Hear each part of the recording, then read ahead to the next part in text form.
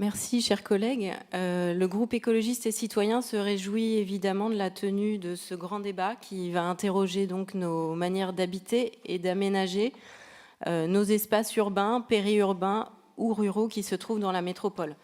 Avec une boussole pour nous guider, répondre aux enjeux environnementaux et sociaux, et aussi un cadre.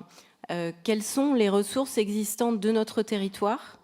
Avoir la conscience des ressources limitées de notre planète et faire avec la capacité d'adaptation du territoire et d'acceptabilité des habitants. L'aménagement de nos territoires en faisant la somme des besoins de chacun n'est plus soutenable, car il conduit inévitablement au développement, à la croissance, donc à la consommation toujours plus importante de nos ressources qui sont limitées.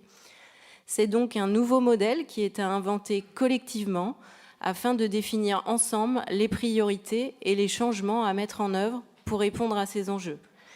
Ils sont nombreux déjà, les habitants, les usagers, les professionnels qui réfléchissent et expérimentent déjà de nouvelles manières de faire territoire.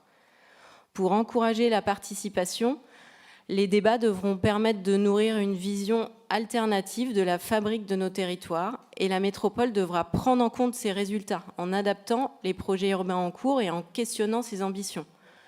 Ce dispositif devra également s'ancrer dans la réalité des citoyens et citoyennes et ils et elles devront voir la ville changer grâce à leur participation.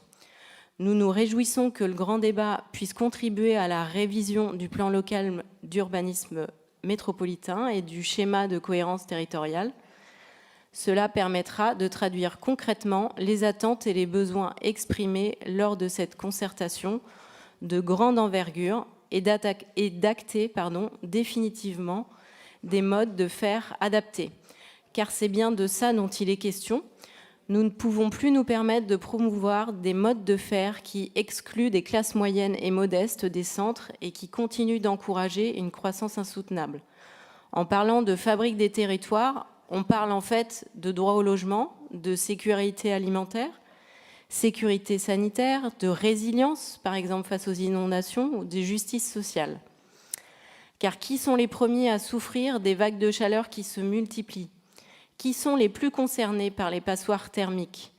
Qui subit le plus la flambée des prix du logement? C'est d'abord pour les plus fragiles qu'il faut lutter contre les îlots de chaleur, accélérer la rénovation thermique et favoriser l'accès au logement. D'autres voies existent et c'est celle que nous, élus du groupe écologiste et citoyen, portons clairement, respecter les limites écologiques de notre territoire et mettre un coup d'arrêt aux politiques d'attractivité.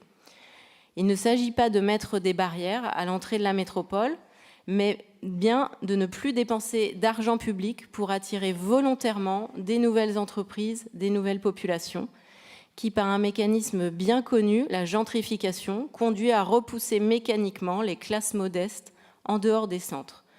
Donc coopérons avec nos voisins, faisons avec l'existant et partageons le mieux. Protégeons nos biens communs, nos espaces naturels et agricoles.